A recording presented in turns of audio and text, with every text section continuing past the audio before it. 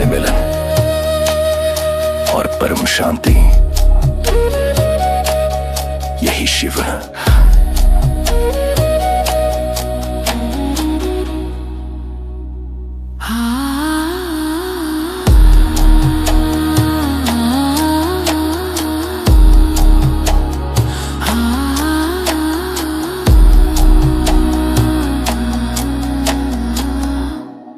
तुम विस्मय में डूबे हो।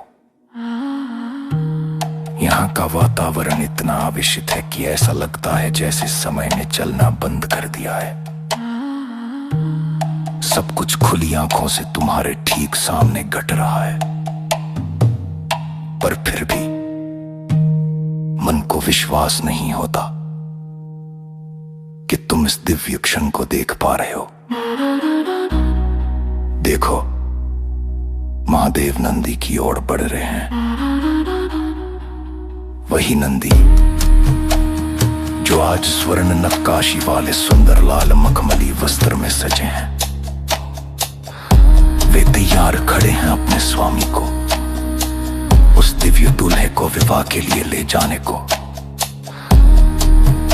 वक्त बहुत धीमा महसूस हो रहा है, पर अगले ही पल तुम्हें एहसास होता है कि यहां वक्त काम कैसे कर सकता है। जहां स्वयं महाकाल खड़े हो, वहां समय का कोई सिद्धांत काम नहीं करता।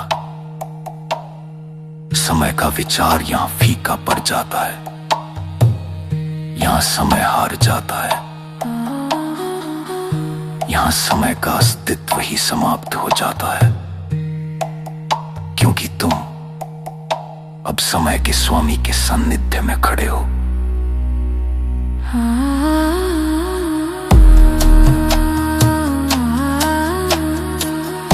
हर धड़कन, हर सांस, हर पल एक अनंत विस्तार में बदल गया है। न कोई बीता हुआ कल है, न आने वाला कल, केवल ये क्षण है और साक्षात शिव है।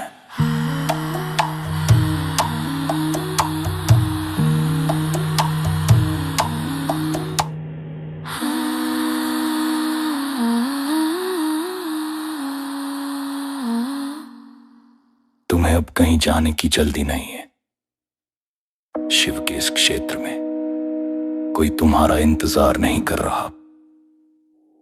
शायद इसीलिए जो भगवान शिव की शरण में होते हैं, वे समय के पार चले जाते हैं। उन्हें किसी समय सारणी, किसी टाइम टेबल का पालन करने की कोई हड़बड़ी नहीं होती। वे तो बस उस परमानंद में डूब जाना चाहते हैं, उस क्षण में जहां सब कुछ है और सब कुछ पूर्ण है।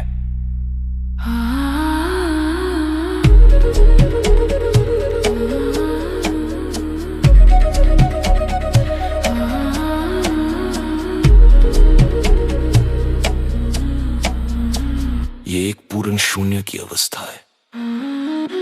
जो लोग अधूरे हैं, वे ही हर जगह भाग रहे हैं उस खालीपन को भरने के लिए।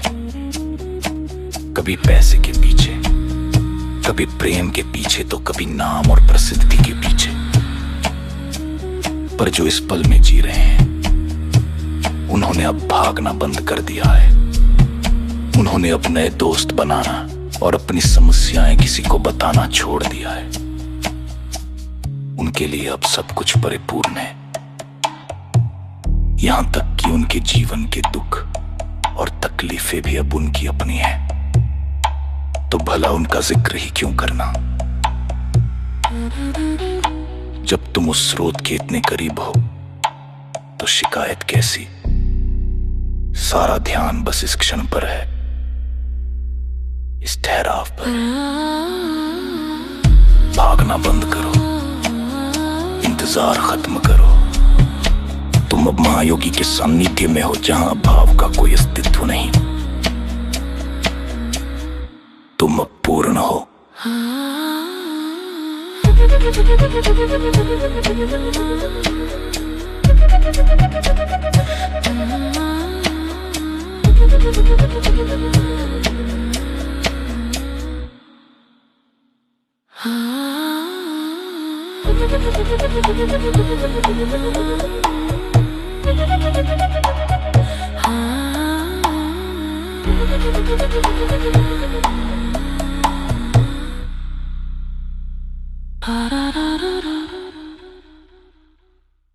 आमतौर पर शादियां कोलाहल और आपाधापी से भरी होती हैं,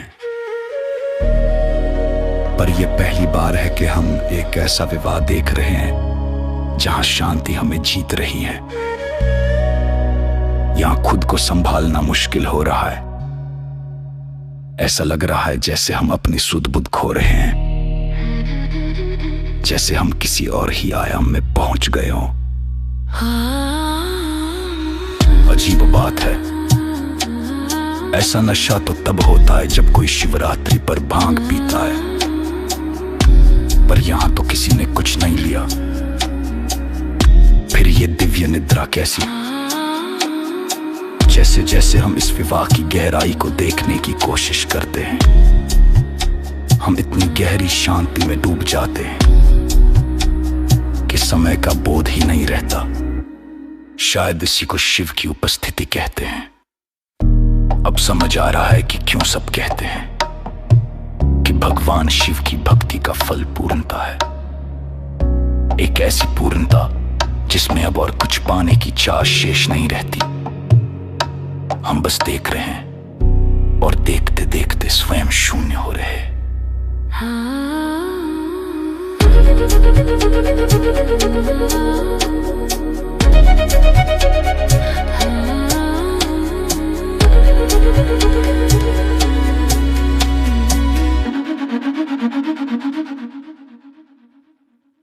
हम सब उस दिव्य शांति में खोए हुए थे। तभी हमारी तंद्रा टूटी। हमने देखा भागीरथी और अलकनंदा का आगमन हुआ है। दूध जैसी धवल पोशाक में लिपटी दो बहनें, जैसे सारा कैलाश इन्हीं की प्रतीक्षा कर रहा था। वही दो नदियां जो आगे जाकर गंगा बनेंगी, पर यहां कैलाश पर आज वे दो स्वतंत्र देवियां हैं। तभी महादेव नंदी पर सवार हुए। सब अपनी अपनी शक्ति और सामर्थ्य से उस पथ को सुंदर बनाने में जुटे हैं। कैलाश का ये मार्ग अद्भुत दृश्यों से भरा है। पूर्व में सूर्य अपनी किरणों से बर्फ को चमका रहा है और पश्चिम में चंद्रमा भी थमा हुआ है। गुरु बृहस्पति पीले वस्त्रों में मुस्कुरा रहे हैं, जैसे सारा ब्रह्मांड इस मिलन का गवाह हो।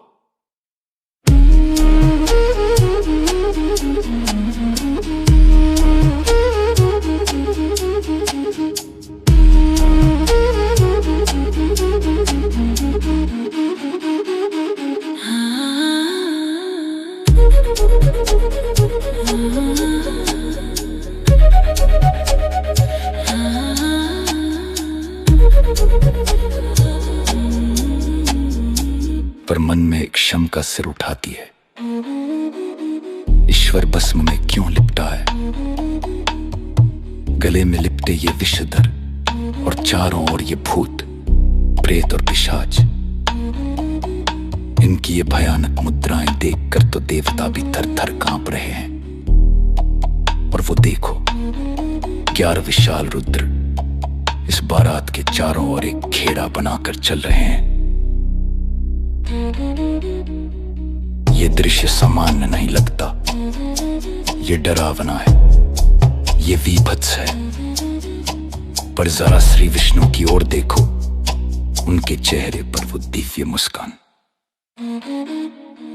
वो मुस्कान बता रही है कि इस कोलाहल के केंद्र में परम सत्य है। विनाश और सृजन एक साथ चल रहे हैं। इस चित्र का हर एक पल, हर एक कोना बस आंखों में भर लेने के काबिल है।